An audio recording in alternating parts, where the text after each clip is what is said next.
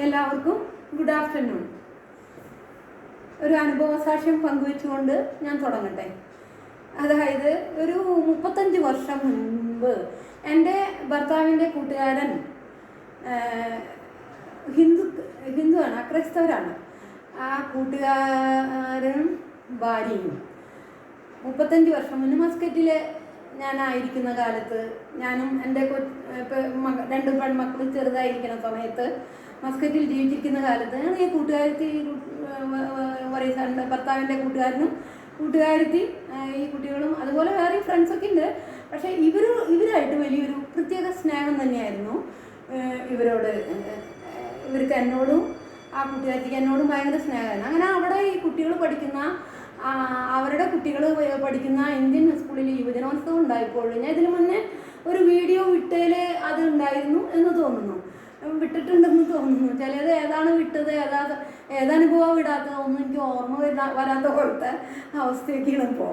അങ്ങനെ ഈ സ്കൂളിൽ യുവജനോത്സവം ഉണ്ടായപ്പോൾ ഓരോ കുടുംബങ്ങളും കുട്ടികളുടെ വീടുകളിൽ നിന്ന് ഭക്ഷണം കൊണ്ടുവന്ന് അത് കാലത്ത് 10 മണിക്ക്, ഉച്ചയ്ക്ക് 4 മണിക്ക്, വൈകുന്നേരം അങ്ങനെയുള്ള ഭക്ഷണങ്ങൾ ആ സ്കൂളിൽ വിറ്റിട്ട് അതിൽ നിന്ന് കിട്ടുന്ന ലാഭം, പൈസ, അന്ന് സൊമാലിയയിൽ ഭയങ്കരമായ ഒരു ദാരിദ്ര്യമൊക്കെ ഉണ്ടായ ഒരു കാലം ഉണ്ടായിരുന്നു, മരിക്കല് ഒക്കെ ഉണ്ടായിരുന്ന കാലത്ത് ഇതിന് കിട്ടുന്ന വരുമാനം ആ സ്കൂളുകാർ അവിടേക്ക് സൊമാലിയയിലേക്ക് വേണ്ടി ചിലവാക്കാന്നുള്ള ആ ഒരു ഇതിൽ അങ്ങനെ ഈ കൂട്ടുകാരത്തി എൻ്റെ മക്കൾ പഠിച്ചുകൂടി ഒരു മോള് അന്നുണ്ടായിരുന്നുള്ള, ഒരു മോള് പിന്നീട് 8 കൊല്ലം കഴിഞ്ഞിട്ടുണ്ടായില്ല.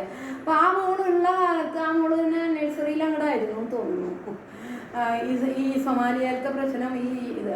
അപ്പോൾ ഈ കൂട്ടുകാരത്തി എന്നോട് പറഞ്ഞിട്ട് കട്ട്ലേറ്റ് ഉണ്ടായിട്ടുണ്ടായിരുന്നു. കട്ട്ലേറ്റ് ഞാൻ ഒരാഴ്ചത്തെ അരിയിലും പിടിക്കലും പണികളും കൂട്ടുകാരത്തിയും സഹായിച്ചു. അപ്പോൾ ഈ കൂട്ടുകാരത്തിൻ്റെ ഭർത്താവ് ഇറച്ചി മേടിച്ചു തരലും അങ്ങനെയൊക്കെ ആളും നല്ലൊരു മനസ്സിൻ്റെ നല്ലൊരു വ്യക്തിത്വത്തിൻ്റെ ഉടമയാണ് ഈ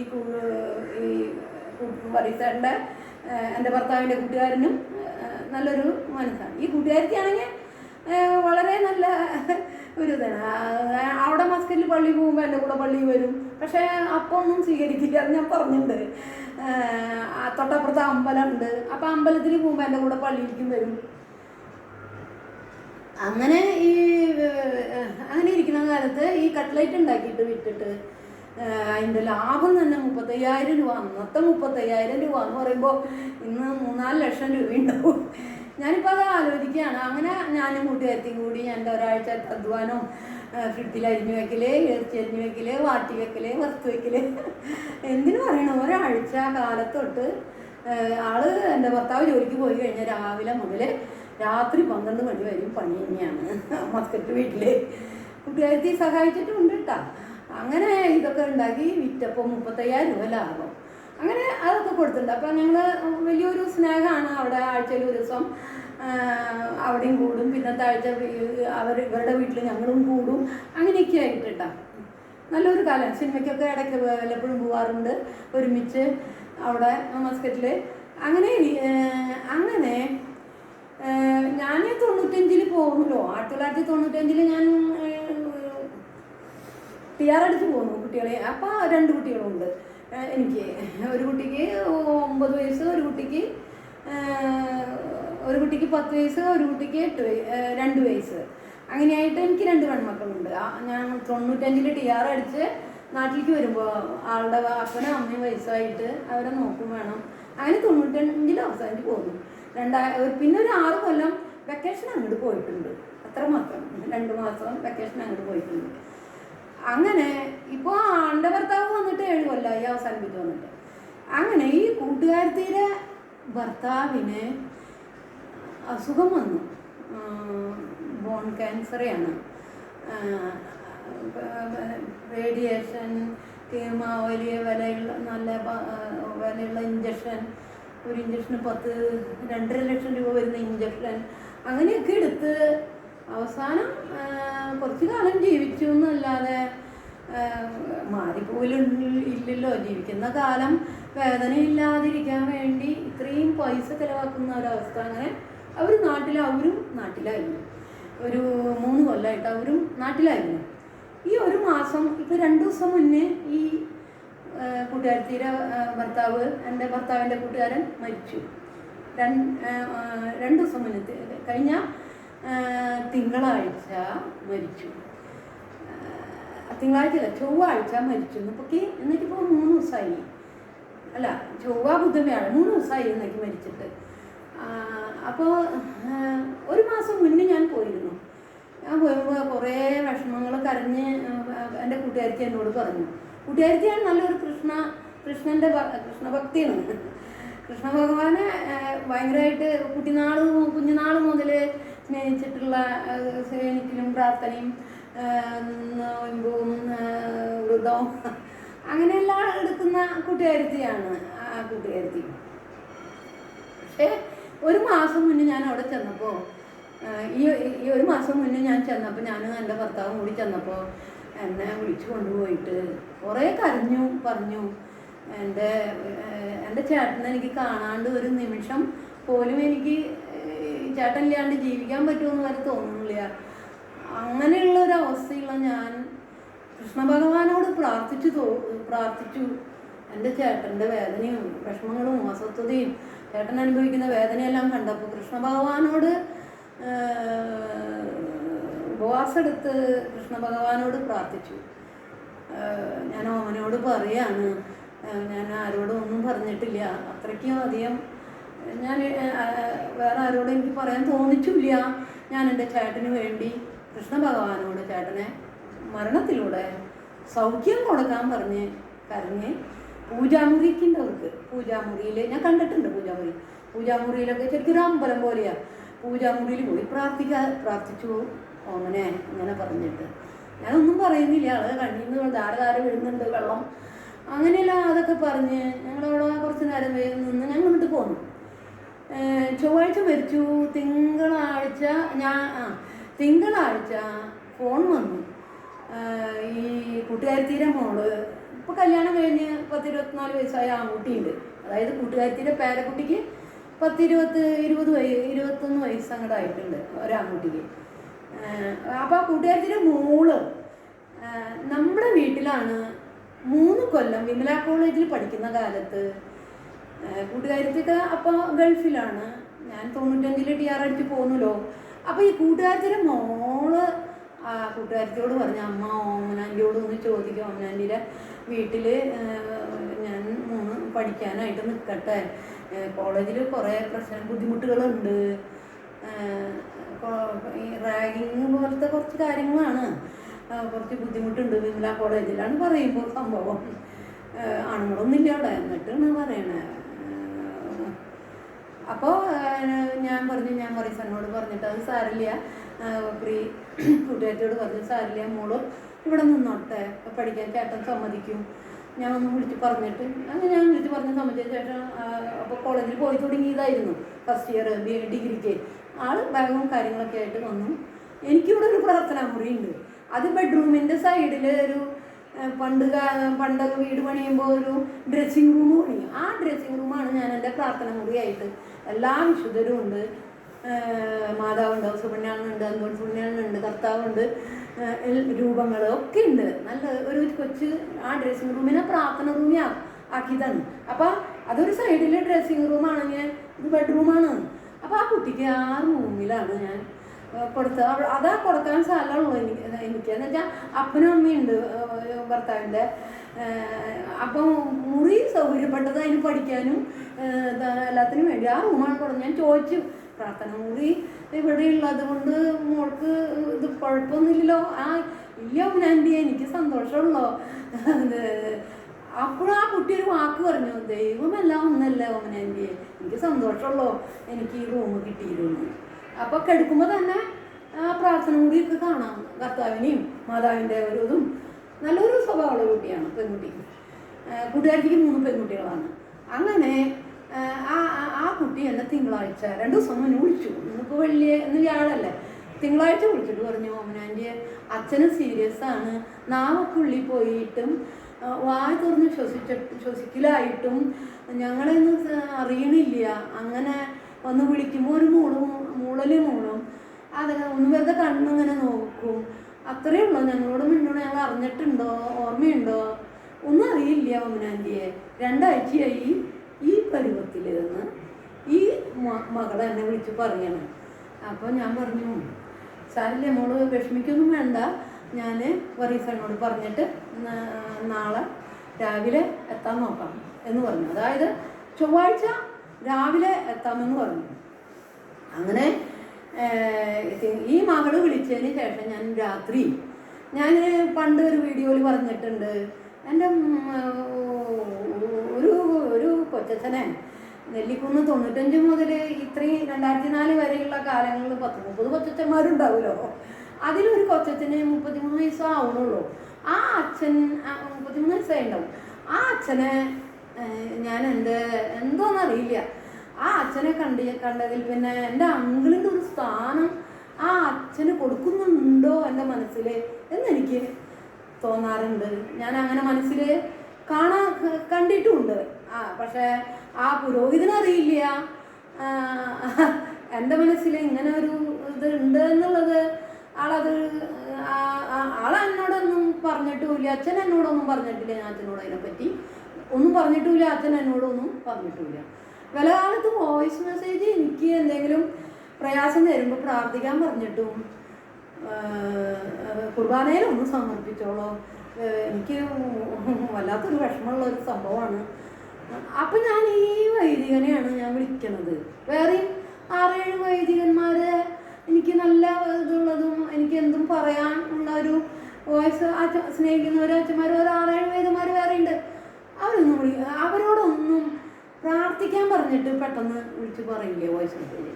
പക്ഷേ എന്നിട്ട് ഞാൻ അവരോട് ചില കാര്യങ്ങളെല്ലാം വോയിസ് മെസ്സേജ് വിടാറുണ്ട്. ആരും എന്നെ വിളിക്കാറുമില്ല, അവരാരും എനിക്ക് വോയിസ് മെസ്സേജും വിടാറില്ല. ഞാൻ അവർക്കൊക്കെ ഇടയ്ക്ക് വല്ലപ്പോഴൊക്കെ മാസത്തിലൊരിക്കൽ ഒരു വോയിസ് മെസ്സേജും ഈ എൻ്റെ അങ്കിളിനെ പോലെ തോന്നിക്കുന്ന അച്ഛനോട് ഒരു പ്രാർത്ഥന സഹായം അല്ലെങ്കിൽ കുർബാനയിൽ സമർപ്പിക്കാൻ പറഞ്ഞിട്ട് പറയാറുണ്ട്. ഈ അങ്കിളിനെ പോലെ തോന്നിക്കുന്ന അച്ഛനും എന്നെ വിളിക്കൂല, വോയിസ് മെസ്സേജും വിടാറില്ല. എനിക്ക് ആഗ്രഹമില്ല എന്ന് വെച്ച് കഴിഞ്ഞാൽ അതിൻ്റെ പേരിൽ പ്രശ്നങ്ങളൊന്നും, ഞാനൊരു കുടുംബിനിയല്ല, ഇനി അതിൻ്റെ പേരിൽ ഒരു പ്രശ്നങ്ങളും ഉണ്ടാവരുത് എന്ന് കരുതിയാണ് ഞാൻ അങ്ങനെയൊക്കെ അവരോട് പറഞ്ഞിട്ടുള്ളത്. എൻ്റെ വോയിസ് മെസ്സേജിന് മറുപടി ഒന്നും വേണ്ട കേട്ടാ, അങ്ങനെ പറഞ്ഞിട്ടാണ് ഞാൻ വോയിസ് മെസ്സേജ് കൂടി വിടാറ്. അങ്ങനെ ഈ കൂട്ടുകാരത്തിൻ്റെ മോള് പറഞ്ഞതിന് ശേഷം ഞാൻ ഈ അങ്കിളിനെ പോലെ തോന്നിക്കുന്ന മനസ്സിൽ സ്നേഹിക്കുന്ന ഒരു വൈദികനോട് ഞാൻ വോയിസ് മെസ്സേജ് ഇട്ടു പറഞ്ഞു, ഞാൻ നാളെ രാവിലെ, അതായത് ചൊവ്വാഴ്ച രാവിലെ ഞാൻ പോവുകയാണ്. ഞാനും വറീസണ്ണും എനിക്ക് വളരെയധികം പ്രിയപ്പെട്ട കൊല്ലങ്ങളോളമായിട്ട് വലിയൊരു അടുപ്പുള്ള നല്ല ആത്മീയമായ ബന്ധം എന്ന് വേണമെങ്കിൽ പറയാം, ആത്മാർത്ഥ സ്നേഹമുള്ള ഒരു കൂട്ടുകാരത്തി ഉണ്ട്. അപ്പോൾ ആ കൂട്ടുകാരത്തിയുടെ ഭർത്താവിന് ഭയങ്കര സീരിയസ് ആണ്. കൂട്ടുകാരത്തിയുടെ മോള് വിളിച്ചിട്ടുണ്ടായിരുന്നു. അപ്പോൾ ഞാൻ ഇപ്പോഴത്തെ അവസ്ഥയൊക്കെ പറഞ്ഞു. 2 ആഴ്ചയായി ഈ പരുവത്തിലേക്ക് എടുക്കുന്നത്. ഇന്ന് ഞാൻ ഇപ്പം തന്നെ വിളിച്ചത്, നാളത്തെ രാവിലത്തെ കുർബാനയ്ക്ക് അച്ഛൻ എനിക്ക് വേണ്ടി ഒരു സഹായം ചെയ്യണം. കുർബാനയിൽ ഈ കൂട്ടുകാരത്തിൻ്റെ ഭർത്താവിനെ സമർപ്പിച്ച് പ്രാർത്ഥിക്കണം, എൻ്റെ ഒരു അപേക്ഷയാണ്. അങ്ങനെ ഞാൻ ഇടയ്ക്ക് വല്ല കാലത്തൊക്കെ പറയാറുമുണ്ട്. എൻ്റെ മോളുടെ കല്യാണം കുറച്ച് വൈകിട്ടാണ് നടന്നത്. അപ്പോഴൊക്കെ കല്യാണത്തിന് വേണ്ടി അത് മറ്റേ അച്ഛന്മാരോടും വോയിസ് മെസ്സേജ് വിട്ടിട്ടുണ്ട്, എൻ്റെ മോളുടെ കല്യാണത്തിന് വേണ്ടി ഒന്ന് പ്രാർത്ഥിക്കണം, കുർബാനയിൽ സമർപ്പിക്കണം എന്നൊക്കെ ഞാൻ പറയാറുണ്ട്. അങ്ങനെ ഞങ്ങൾ ഇവിടുന്ന് ഒരു 9:30 പോയിട്ടാ. 9:30 പോയി. ഞങ്ങളുടെ കൂടെ മസ്കറ്റിലുണ്ടായിരുന്ന വേറെ തൃശ്ശൂർ തന്നെയുള്ള ഒരു കൂട്ടരുണ്ട്, അവരും കൂട്ടുകാരിയും ഭർത്താവുണ്ട്, വറീസണ്ണ. അപ്പോൾ അവരും ഞാനും വറീസണ്ണ 4 പേര് കൂടി 9:30 ഇവിടുന്ന് പോയി. അവിടെ കറക്റ്റ് 10:45 ആ വീട്ടിലേക്ക് എത്തുന്നു. അവിടെ എത്തിയപ്പോൾ കുറേ ജനങ്ങളുണ്ട്. ഈ കൂട്ടുകാരത്തിക്ക് തന്നെ 10 സഹോദരന്മാർ തന്നെ 10 പേരുണ്ട്, സഹോദരിമാർ 2 പേരുണ്ട്. അപ്പോൾ മൊത്തം 13. ഈ 13 പേർക്ക് ഒരു 3 കുട്ടികൾ വെച്ച് കൂട്ടിക്കോ, പേരക്കുട്ടികൾ. അങ്ങനെയായിട്ട് ഒരു പൂരത്തിൻ്റെ എന്ന് പറഞ്ഞ പോലെ ആ വീട്ടിലെ ആൾക്കാർ എത്തിപ്പെട്ടിട്ടുണ്ട്. തലേദിവസം ഉണ്ടായിരുന്നു. 2 ആഴ്ചയായി ഈ പരുവത്തിൽ. 1 മാസം മുന്നാണ് കൃഷ്ണ ഭഗവാനോട് ഞാൻ കരഞ്ഞ് എൻ്റെ ചേട്ടന് ഒരു മരണം കൊടുക്കാൻ പ്രാർത്ഥിക്കുന്നത്. ഓമനെ ഒരു നിമിഷം പോലും എനിക്ക് കാണാതിരിക്കാൻ പറ്റാത്ത ചേട്ടനെ കൊണ്ടുപോകാൻ പറഞ്ഞ് കൃഷ്ണ ഭഗവാനോട് പ്രാർത്ഥിക്കുന്നത് തുടങ്ങിയിട്ട് കുറച്ച് നാളായി. അപ്പോൾ ഞാൻ ചെന്ന് അത് 1 മാസം മുന്നേ പറഞ്ഞതാണ്. ഞാൻ ചെന്ന് എല്ലാവരെയൊക്കെ ഒന്ന് നോക്കി. അത് കഴിഞ്ഞിട്ട് ഈ മോരി നോക്കി. നമുക്കൊരു ഭയം തോന്നുന്ന പോലത്തെ ഒരു ഇതാണ്. അതായത് വായ വലിയതായിട്ട് തുറന്ന് മൂക്കിക്കൂടെ എല്ലാ ശ്വാസം. അങ്ങനെയായിട്ട് 2 ആഴ്ചയായി. കണ്ണ് വട്ടം പിടിച്ചിട്ട് കണ്ണിക്കൂടെ ശ്വാസം പോണ പോലെ വെള്ളം അങ്ങനെ വീഴുന്നുണ്ട്. കണ്ടു കഴിഞ്ഞാൽ 1 മാസം മുന്നേ കണ്ട ആളല്ല. അസ്ഥികൂടം പോലെയായിട്ട് തുണി വിരിച്ച് ഹോളിൽ ഇങ്ങനെ കെടുത്തിയിട്ടുണ്ട്. അപ്പോൾ വിളിച്ച വഴിക്ക് തലേദിവസം വിളിച്ചപ്പോൾ ഞാൻ കൂട്ടുകാരത്തിൻ്റെ മോളോട് ചോദിച്ചു, മോളെ നിങ്ങൾ പ്രാർത്ഥിക്കണില്ലേ എന്ന് ചോദിച്ചു. അപ്പോൾ പറഞ്ഞു രാമായണം വായിച്ചിട്ടുണ്ട് അച്ഛൻ്റെ അടുത്ത്. ആ എന്ന് പറഞ്ഞു. അത് എനിക്ക് വിളിക്കുമ്പോൾ അത് കഴിഞ്ഞ് ഞാൻ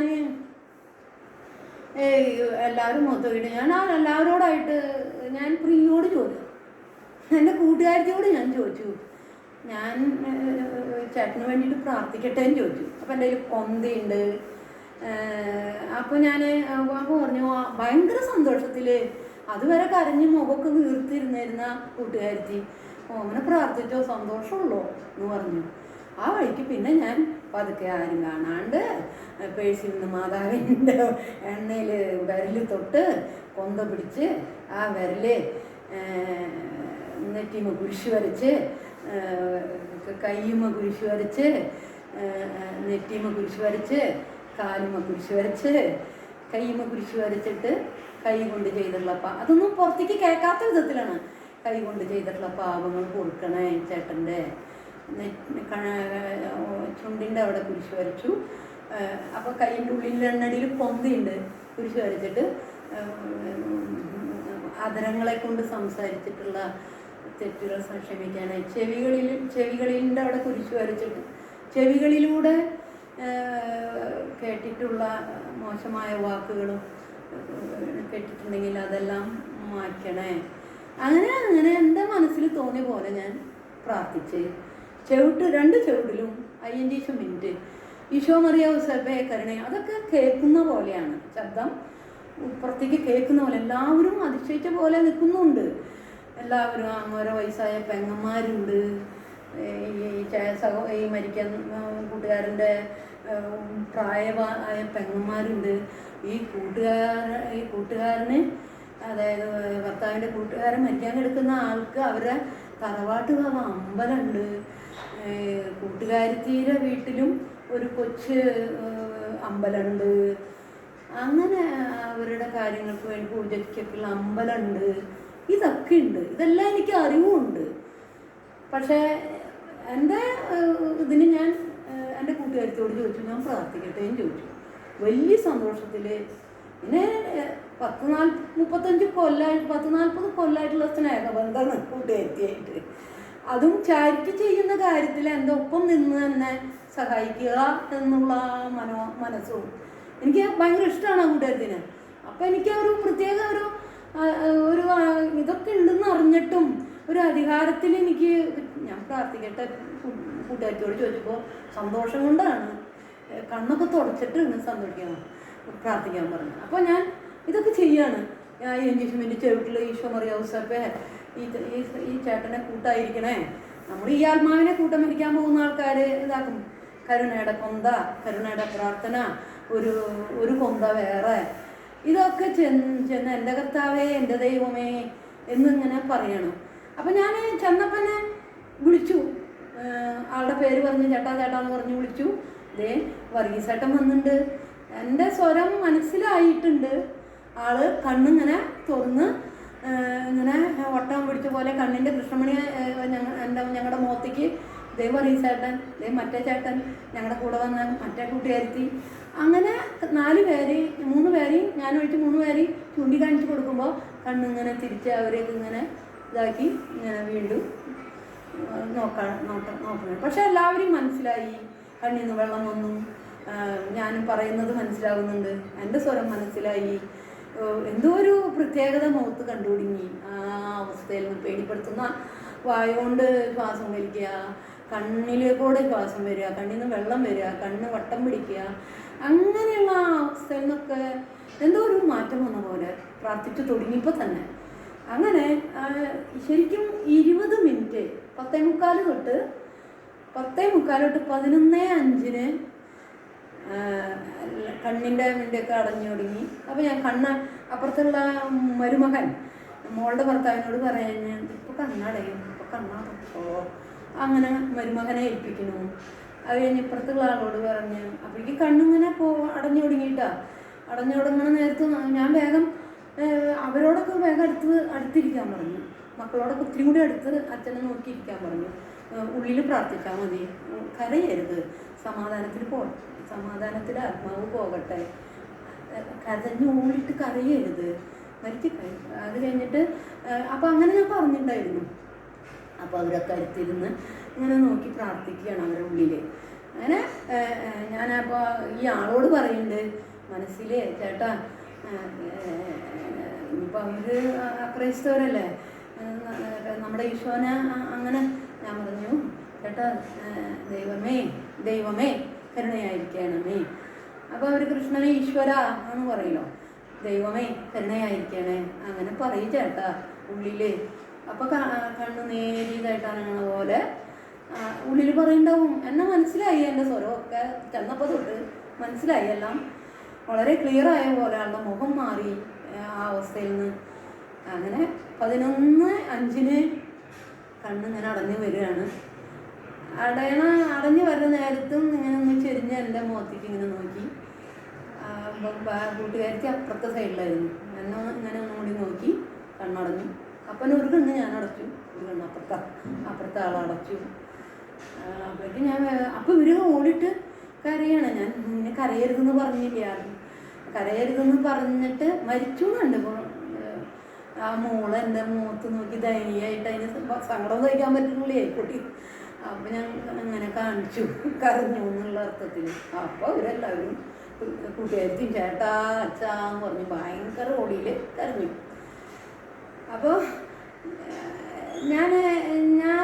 ഞാൻ വിചാരിക്കുകയാണ്, അത് കഴിഞ്ഞ് കുറച്ച് നേരമായി, ഇനി വേറൊരു ദിവസം പറയാം, എന്നാലും ഇത് അങ്ങോട്ട് അവസാനിക്കും, ഈ സംഭവം അങ്ങോട്ട് അവസാനിച്ചോട്ടെ. അങ്ങനെ സീതയിലേക്ക് എടുക്കണേക്കാലം മുന്നേ ഞങ്ങൾ പോന്നു. അപ്പോൾ വേറൊരു കൂട്ടുകാരത്തിന് ഞാൻ അറിയിച്ചിട്ടുണ്ടായിരുന്നു മരിച്ച വിവരം. ഇപ്പോൾ തന്നെ മരിക്കണേക്കാലം 5 മിനിറ്റ് മുന്നേ ഞാൻ അറിയിച്ചു. ആ കൂട്ടുകാരിക്ക് ഫോൺ എടുത്തില്ല, മറ്റത്തുള്ള കൂട്ടുകാരിക്ക് വിളിച്ചിട്ടുണ്ടായിരുന്നു, ഹോസ്പിറ്റലുണ്ടായിരുന്നു, ഫോൺ എടുത്തില്ല, വേറെ ഇടയ്ക്ക് പോയേക്കായിരുന്നു. വന്ന് ഫോൺ എടുത്തപ്പോൾ കണ്ടപ്പോൾ തന്നെ വേഗം ഇങ്ങോട്ട് തിരിച്ചു വിളിച്ചപ്പോൾ ഞാൻ ഇപ്പോൾ പുറപ്പെട്ടാൽ ചെതയിലേക്ക് എടുക്കുമ്പോഴേക്കും കാണാൻ പറ്റും, ഞങ്ങൾ ഇപ്പം ഇവിടെ എത്തിയെന്ന് പറഞ്ഞു. അങ്ങനെ ഈ കൂട്ടുകാരത്തി പോയി. കൂട്ടുകാരത്തിക്ക് ചെന്നപ്പോൾ ചെതയിലേക്ക് എടുക്കാൻ പോകുന്ന കർമ്മങ്ങളൊക്കെ കഴിഞ്ഞ് മുഖം മൂടിയുണ്ട്, പിന്നെ തുറന്ന് കാണിക്കില്ല. അവരുടെ ആചാരം അങ്ങനെയായിരിക്കും. ഇപ്പം മുഖം കണ്ടില്ല, പക്ഷെ എന്നാലും ആ ചെതയിലേക്ക് എടുക്കുന്നത് അവരുടെ എല്ലാവരെയും കൂട്ടുകാരത്തിന് ഈ കൂട്ടുകാരത്തി അവരുടെയും കൂട്ടുകാരനാണ്. എൻ്റെ ഞങ്ങൾ മരിച്ച ആളുടെയും കൂട്ടുകാരൻ തന്നെയാണ്. അങ്ങനെ അവർ ചെന്നതൊക്കെ കഴിഞ്ഞ് മരിച്ച കൂട്ടുകാരൻ്റെ ഭാര്യനും മക്കളും എല്ലാ ജനങ്ങളും ഉണ്ട്. ചതയിലെടുത്ത് എല്ലാവരും ഇങ്ങനെ ഇരിക്കുകയാണ്.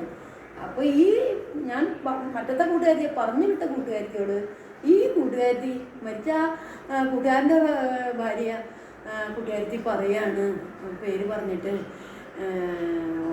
ഓമന വന്നിരുന്നു, എണ്ണിപ്പറക്കാണ്. ചതയിലെ എടുക്കൽ കഴിഞ്ഞപ്പോൾ തന്നെ എണ്ണിപ്പറക്കൽ ഇപ്പം ഇങ്ങനെ ഇരിക്കുകയാണ്. ഓമന വന്നിരുന്നു ഡേസിയെ. ഞാൻ എൻ്റെ കൃഷ്ണ ഭഗവാനോട് ഞാൻ എൻ്റെ ചേട്ടൻ്റെ വിഷമം കണ്ടപ്പോൾ എടുക്കാൻ പറഞ്ഞത് കുറച്ച് നാളായി. ഒരു മരണം കൊടുക്കാൻ പറഞ്ഞിട്ട് ഞാൻ എൻ്റെ കൃഷ്ണനോട് എന്തോരം പ്രാർത്ഥിച്ചു കൂട്ടി. നമ്മുടെ ഓമന വന്നു ഡേസിയെ. അപ്പോൾ അവരെല്ലാ ആൾക്കാരും ഒരു 10-100 ആൾക്കാർ ചതയിലേക്ക് എടുത്തു കഴിഞ്ഞ് ഇത്രയും ജനങ്ങളുടെ മുന്നിൽ വെച്ച് എൻ്റെ ഉള്ളിൽ മനസ്സിൽ ഇതായിട്ട്. അപ്പോൾ ഞാൻ ഡേസിയോട് വിളിക്കണ്, അവിടെ എന്തെങ്കിലും ഇതായി. ഞാൻ പ്രാർത്ഥിച്ചു ഒന്നില്ലേ, ഇനി എന്തെങ്കിലും പ്രശ്നം ഉണ്ടാകുന്ന എൻ്റെ ഉള്ളിൽ ഒരു ആദ്യമുണ്ട്. അപ്പം ഞാൻ വൈകുന്നേരമായപ്പോൾ 8 മണിയായപ്പോൾ ഡേസിനെ വിളിക്കേ, കൂട്ടുകാരത്തിനെ മറ്റത്തുള്ള. അപ്പോൾ ഡേസി പറയേ എല്ലാം പറഞ്ഞു, ഓമന വന്നു, ചേട്ടൻ ഓമനയുടെ പ്രാർത്ഥന കിട്ടാൻ വേണ്ടി കാത്തു കെട്ടിക്കിടക്കുന്ന പോലെയുള്ള അവസ്ഥയിലാണ് ഡേസിയെ എൻ്റെ ചേട്ടൻ പോയത്. അപ്പോൾ ആ പ്രാർത്ഥനയൊക്കെ കിട്ടി, ഞാൻ എന്താ, എൻ്റെ കൃഷ്ണൻ എന്നെ കൈവിടിഞ്ഞു. ഓമന വന്നു. ഓമന ഈശോയോട് പ്രാർത്ഥിച്ചിട്ട് എൻ്റെ ചേട്ടന് ഒരു മരണം കൊടുക്കാൻ പറ്റി. ഏതാണ്ട് ചേട്ടൻ ഓമനയെ കാത്ത് മരിക്കാതെ കിടന്ന പോലെയുണ്ട് ആ പ്രാർത്ഥന കിട്ടാൻ വേണ്ടിയിട്ട്. അങ്ങനെ ഓടിയിട്ട് തെന്നിപ്പെറുക്കിയിട്ടാണ് ഇത്രയും ജനങ്ങളുടെ ഇടയിൽ എൻ്റെ കൂട്ടുകാരത്തി പറയണത്. അപ്പം ഞാൻ വേഗം ഡെയ്സിക്ക് വിളിച്ചു. എത്തിയിട്ടുണ്ടാകുന്ന വെച്ചിട്ട് ഡെയ്സി എന്താ, അപ്പം ഡെയ്സിയാണ് ഈ വിവരം പറഞ്ഞത്. എനിക്കൊരു സമാധാനമായി. അല്ല, അമ്പലവും ആചാരങ്ങളും അവിടെ ഞാനൊരു ക്രിസ്ത്യൻ ഇതിലേക്ക് പൊന്തിയും ഈശോയേനെയും ഔസേപ്പിനെയും ഉണ്ണീശോയെ ഔസേപ്പ് മാതാവ് ഈശോ മറിയ ഔസേപ്പ് എന്ന് വെച്ച് ആ ശബ്ദം എല്ലാവർക്കും കേൾക്കാം. പക്ഷേ ഞാൻ പ്രാർത്ഥിക്കുമ്പോഴൊന്നും ആർക്കൊരു അതിലൊരു പരിഭവം ഉള്ള പോലെ മുഖം കണ്ടില്ല കേട്ടോ. അതും ഞാൻ ശ്രദ്ധിച്ചു.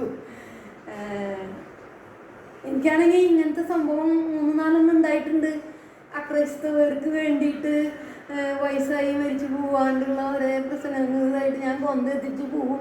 ആദ്യമായിട്ടാണ് തലേദിവസം വിളിച്ച് പറഞ്ഞ് നാളത്തെ കുർബാനയിൽ ഈ കൂട്ടുകാരത്തിൻ്റെ ഭർത്താവിന് വേണ്ടി സമർപ്പിച്ച് അച്ഛൻ പ്രാർത്ഥിക്കണം, എൻ്റെ അപേക്ഷയാണ്. എൻ്റെ അങ്കിൾ അപ്പം ഇതാണ് എൻ്റെ ഉള്ളിലുണ്ടായിരുന്ന അച്ഛനാണ് ആ അച്ഛൻ. പ്രാർത്ഥിക്കാനായിട്ട് അങ്കിളിൻ്റെ സ്ഥാനം പോലെ ഞാൻ സ്നേഹിക്കുന്ന ഉള്ളിൽ സ്നേഹിച്ചുകൊണ്ടിരുന്ന ഒരു അച്ഛനാണ് ആ അച്ഛൻ. അച്ഛനെ അറിയോ, അച്ഛനത് ആ രീതിയിൽ ചിന്തിച്ചിട്ടുണ്ടോ ഒന്നും എനിക്കറിയില്ല. ഞാൻ പറഞ്ഞിട്ടില്ല. ആളെന്നോ അച്ഛനെന്നോ ഒരിക്കലും ഒന്നും വേണ്ടിയിട്ടില്ല. അപ്പോൾ അങ്ങനെ എൻ്റെ അങ്കിളിൻ്റെ കാര്യത്തെക്കുറിച്ച് വേണ്ടിയിട്ടില്ല. എന്തായാലും എല്ലാം ഭംഗിയായി എന്ന് മാത്രമാണ് ഇപ്പം എനിക്ക് പറയാനുള്ളത്. ഞാൻ ഒരു വചനം വായിക്കുമെന്ന് വിചാരിച്ചു. പക്ഷെ ഇനി നേരം ഇല്ലാത്ത കാരണം വചനം ഇനി നാളെ വായിച്ചിട്ട് അനുഭവസാക്ഷ്യം പറയുമ്പോൾ നാളെ വായിക്കാം. ഇപ്പോൾ ഒരു കുറച്ച് പാട്ട് പാടി അവസാനിപ്പിക്കുന്നു. എത്ര നേരമായോ എന്തോ. വീഡിയോ എവിടെ പോകണം, മുന്നോട്ട് പോകണമെന്ന് എനിക്കറിയില്ലല്ലോ.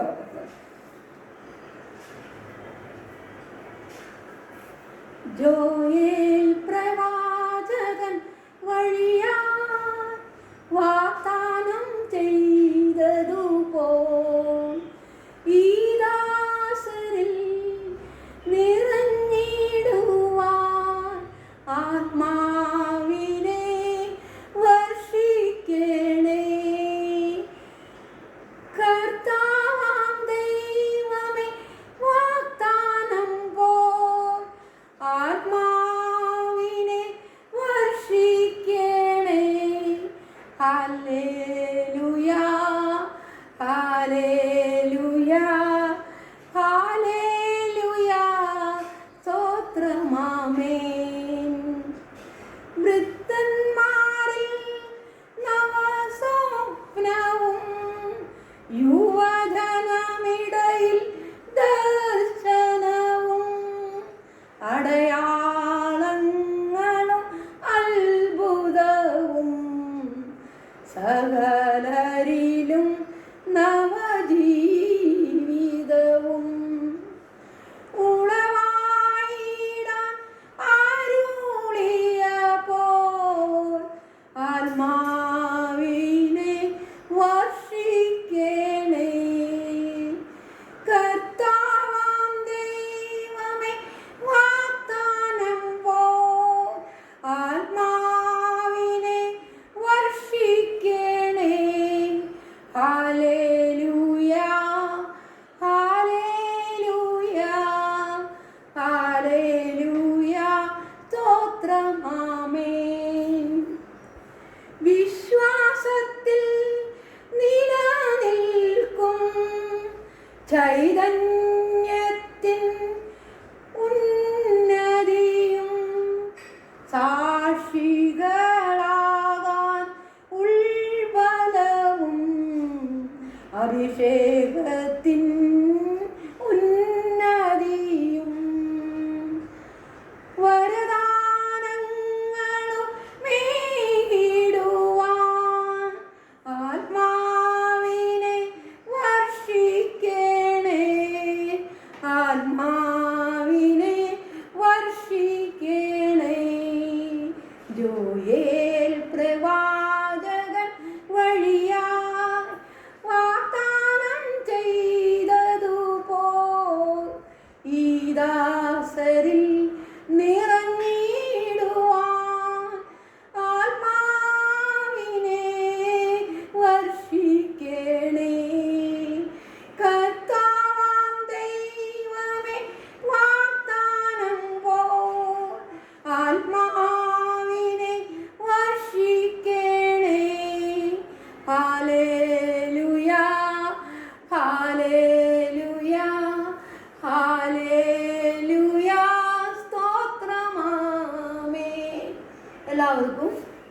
ദിവസം ആശംസിച്ചുകൊണ്ട് പ്രാർത്ഥിച്ചുകൊണ്ട് ഗുഡ് ആഫ്റ്റർനൂൺ.